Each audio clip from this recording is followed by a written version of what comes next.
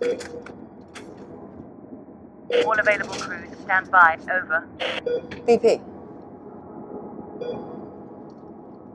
Hi, I'm Sophia Jessica, and this is Angel, and welcome to the fan carpet. Good morning, Johnny. Well, good afternoon. Marc. How are you doing? Good, thanks. How are you? Yeah, doing well, thanks. How's your holiday period? It was good. I'm still in that kind of phase where I don't really know what day it is now, but I'm slowly getting back to normal. Cool. All right, excellent. All right. Well, I watched the film earlier today. I really enjoyed it. Thank you. Yeah, it was great. I'm very happy that it's getting the recognition it deserves. Thank you.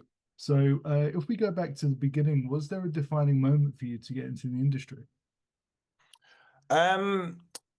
I kind of was always a cinema fan when I was growing up, and it was something that I always kind of hoped I'd be able to do, but never really had a way of doing it. You know, I grew up in rural Yorkshire and things like that, and I remember telling the school's career advisor that I wanted to be like a film director or get into film, and she looked at me as if I had three heads. So like I didn't really have any kind of pathway into that, and then subsequently, as I got older and in sixth form and things like that, I got into advertising as a career, and I've done that ever since leaving university. But then I got to the point, like many people during the COVID lockdowns, where you kind of reassess everything, and you kind of like, you know, if I'm going to do it, I want to, you know, now's the time to do it because, you know, everyone had a bit of a light bulb moment in that period of time. And also, I'm in my advertising career. I'd worked with a lot of people who were filming my ads, but also doing like TV dramas and feature films. And there's one guy in particular who was filming my KFC box meal ads one week, and then he picked up the short film Oscar like a few weeks after that, and never looked back. So suddenly I saw like a bit of a route that I didn't really see before. And then yeah, in COVID, I thought now's the time to do it. Nice, awesome. It's wonderful. Yeah, brilliant. So what can you tell us about GSW, and what it was that made you want to tell this story, and in particular, obviously you sitting in one location, in the back of an ambulance. I mean, how was that? How was all of that to work with? Yeah, it was challenging, but also really informative of how to shoot it, because the story is that there's two paramedics. And there's a guy on a stretcher with a gunshot wound, which is what the G.S.W is an acronym for gunshot wound. Yeah. They're trying to treat him, and then over the radio, it comes that there's a school shooting nearby, and one of the paramedics' kids goes to that school. So slowly things just ramp up, well, slowly then quickly in the space of the film. And kind of the inspiration for it was both my parents are medical people. My mum worked as an A&E nurse for a little while, so we had a lot of stories around like stressful scenarios in trying to like after like car accidents or motorway pileups and all that kind of stuff. So I naturally kind of went to that medical thing in my head when I was thinking of something quite stressful. And then my son was about to start school when I was writing this, so in my head I must have gone subconsciously to like the worst case scenario and just mashed these two bits together of my life, and kind of created this. But when we were shooting, actually, it was a big benefit to be in one location because we didn't have to do a lot of unit moves or setups and things like that. And Rory, the DOP, he was kind of in the back of the ambulance with the actors, and it doesn't really give much space to do much.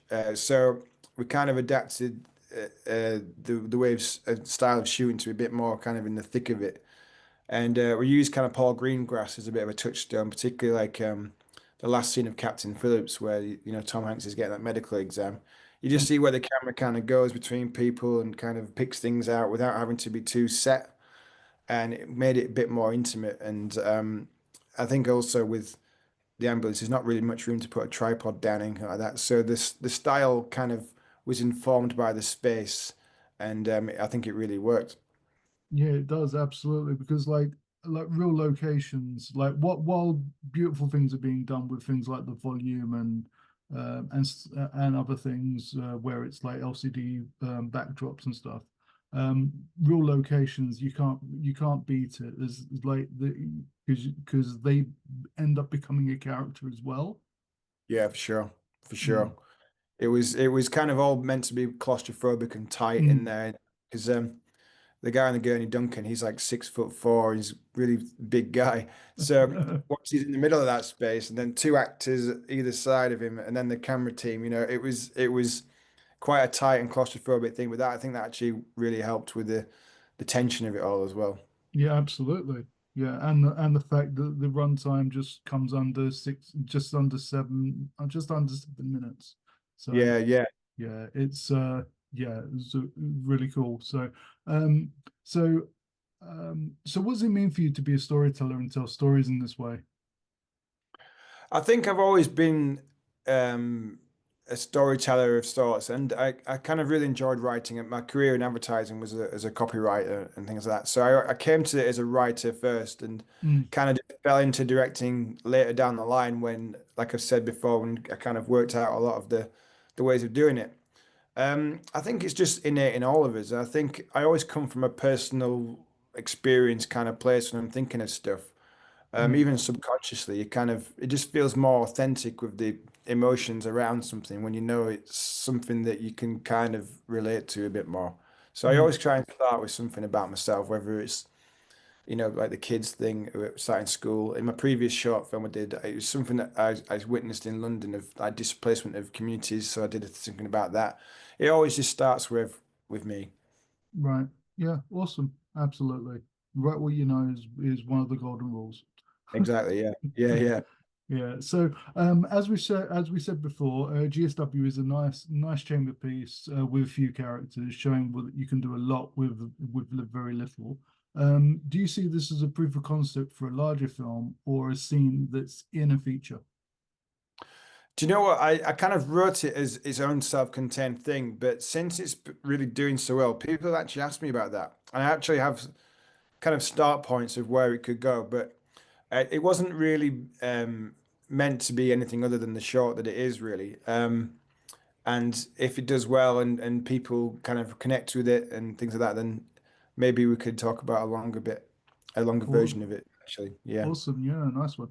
I mean, you mentioned one before with Duncan being like 6 foot. But do you have any other memories from filming GSW that stand out to you? Something you won't forget? I think there was a number of occasions where um, I was watching the monitor and saw Genevieve and Kya doing their thing, and I was just like, wow. And then I thought, oh yeah, it's my job now to say cut, isn't it? I was so engrossed in what they were doing. I was like, what do I say to that? Well, how can I tell them to improve that? And it was really mind blowing just watching them, two real talented people just doing what they do best. It was really awesome, yeah. Yeah, absolutely. Um, so, um, well, ha- you've just mentioned her, so I'll just jump to that question. GSW features the incredible Genevieve O'Reilly, as you mentioned. Now her star has risen since the success of Andor. What was she like to work with? Yeah, fantastic. We initially, when we were kind of talking to the casting director, Emma Garrett, who came on board with our project, she's a fantastic casting director. I said, here's some people I have in mind, and the top of the email said, this part, it said, people we're never gonna get, but I want you to try. And she was just like, okay, didn't even blink. She was just like, oh, okay, well, let's see. And Genevieve read it. She kind of emailed Emma back and said, yeah, let's jump on a call. That was the day after she'd read it. And she was just like, all right, I'm in. And she said, the only thing is, I have a week gap between coming back from the press tour of Andor and going to Australia to shoot something else. If you can fit in that week, and we're only 6 weeks away from this point when I'm speaking to her, if you can Hmm. fit in that week, then we're good. And I naturally went, yeah, of course we can. No problem, no problem. Promised her the world. And then as soon as I put the phone down, picked up the phone to the producer. It's like, right. So, but then the benefit of it being an ambulance and one location for that, we pulled it to, well, we, as in the production team, Yeah. Harvey and Marc, the producers, pulled it all together really quickly and really super experienced guys. Like Harvey's an Oscar nominee from a short he did before. So Really good team, and put it all together in time. And we did a 1 day shoot with a day before that. We did the costume and the table read and things like that. And we just rattled through it in a day thanks to the talent of the actors and the camera team. Awesome. Yeah, awesome. Are there any other aspects of the industry that you'd like to pursue, or do you feel that you've hit your stride now as a writer director? I think there's always the next project. I'm not someone who sits still for very long. So I think the next hopeful thing, whether it's next or down the line, is like to do a feature. I've got a couple of features written, and we'll just hopefully, if get enough buzz behind GSW, I can whip out my feature script and talk to some people about that. But that's the hope anyway. Awesome. Yeah, well, we'll love to see it. So GSW was recently recognised at Hollyshorts. What does that recognition mean for you? I mean, to be honest, when it's something that you've put together yourself without kind of in an advertising career, you've got like a brief and you've got like sales targets and marketing teams and all that kind of stuff. But when it's something that I've written completely myself and brought to the screen myself, it meant a lot more to kind of know that people were connecting with it really. And I didn't really make it for anything other than just to make it and wanting to just make something for myself really. All the festivals and things like that have just been absolute bonus really, because you never really know how you're gonna really, when you make something, how people are gonna respond to it. So I'm just glad that it's kind of found its little audience and people are starting to kind of connect with it, which is more than I ever thought. So yeah, it's been brilliant. Awesome. Who inspires you in the industry? Ooh, good question. I think it'd be coming from Halifax in Yorkshire, where I'm from. Mm, The Sally Wainwright dramas that I've watched and the work that she does has really kind of changed the whole landscape of where I grew up. I don't live there anymore, but just knowing where I was in high school and that conversations with careers advisors now. And every time my family see me, they said, "Oh, they've been filming again. Something new's been here." And there's a whole like film industry just popped up in my area that I grew up in, and that is probably down to Sally Wainwright herself. And they even had like the Marvel Secret Invasion, filming there, and Samuel L. nice. Jackson was in our local Sainsbury's apparently. So that was a big buzz. So I'd have killed for that when I was growing up there. So she's definitely someone that I would love to work with or cross paths with in the future. Awesome. Yeah. Awesome. Yeah. Plus, isn't Emmerdale shot somewhere in Yorkshire? Yeah, yeah, it's nearby. Yeah, it's just in Leeds. Yeah, yeah, it's Okay. about 5 minutes away from where I grew up. Yeah. Okay. Cool. Nice one. Okay. Nice. The beautiful part of the country. Yeah, it's good. I didn't really kind of appreciate it until I moved away, and now that I go back, I see the benefits far more than when I grew up there. It felt like I was on Tatooine, staring at the twin suns, wondering what's out there when I grew up there. But actually, there's a lot going on that I didn't really appreciate at the time. Yeah. Oh well, you can always go back Exactly, and film something. Um, exactly. what are you working on next that you can tell us about? Well, I've got a few shorts that I've got in the can waiting to go. Again, it's the biggest hurdle is just funding and getting the money Mhm. going to kind of make anything. So Yes, no, that's no. that's kind of yeah my next project to be, or if not, is if this really does take off with GSW, maybe the feature can bump itself up a bit more again. But who knows? I don't really kind of think too far ahead. I always try and appreciate one thing at once and give everything my full attention. Yeah, One thing at once. Yeah. absolutely. So with the popularity of streaming services, like Netflix and Hulu, and well, Hulu is now part of Disney Plus in this country anyway. So what do you think the future of cinema is? I'm hoping that there's a lot more kind of indie films out there for people to find, because I think when there's with the big kind of mergers happening and the kind of big franchises, you kind Mm, of I miss the middle bit of the film industry where it used to be really smart thrillers and dramas that weren't very expensive to make. I'm hoping that that kind of returns again now because of a bit more kind of streaming money maybe. But I don't mm, know. I think there might be a bigger future for shorts as well, because you know, with the platforms that are out there, you know, YouTube and things like that. I see more and more shorts on Disney Plus and things like that. So maybe that's the next wave of things. But I'm interested to see what's going to happen. Yeah. Vilpa Max launches at the end of the month. Exactly. Which is Yeah. another short one, which is a short film platform. So Yeah. so Exactly. I'm looking forward to that. Awesome. So where can we find you online to keep up with everything you're doing? Well, for G.S.W, the Instagram page is GSW_film. Everything that we've been doing is on there. Some behind the scenes stuff, all the kind of the festival screenings that are coming up, and everything that will happen with the film will all be on there. Awesome. All right. Well, you look after yourself, Jonny, and thank you so much for taking the time today. Brilliant. Thanks for having me. All right. Take care. Cheers, mate. Bye. Cheers, mate. Bye. Thank you for watching The Fan Carpet. Please follow us on Facebook, X, and Instagram for more content. Bye for now.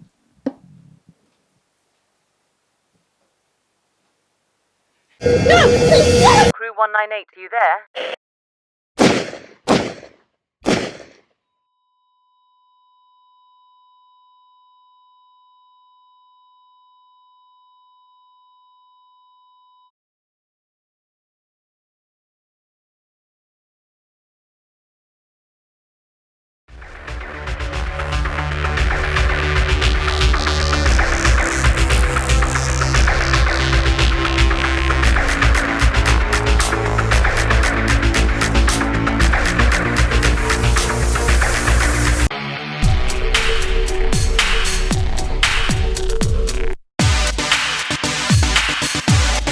Why don't you show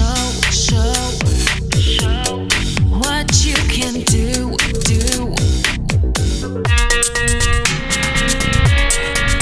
I hear a siren.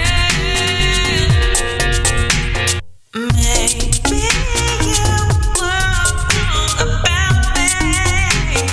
I'm dangerous and still. Why don't you give me a sign, like the sea that leads a trail along that shore? It's not your problem, it's mine.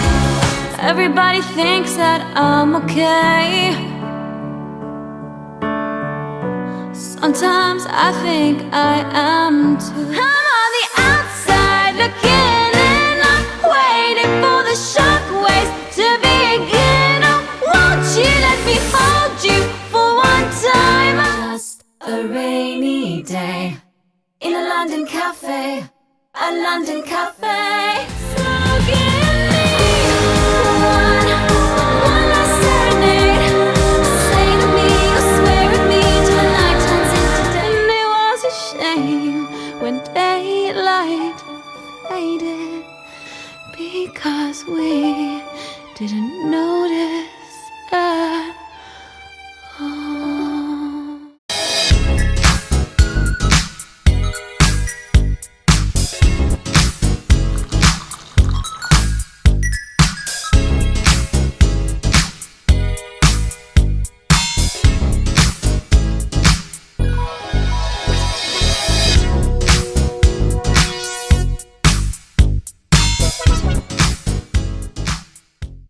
Thank you for watching The Fan Carpet. If you like this video, be sure to click that thumbs up button at the bottom of your screen. And also be sure to subscribe to the Fan Carpet YouTube channels. They're absolutely free and so much fun too. Be sure to check out the official website, thefancarpet.com. Also, you can follow us on Facebook, Twitter, and Instagram to stay up to date with reviews, competitions, the latest news, and so much more.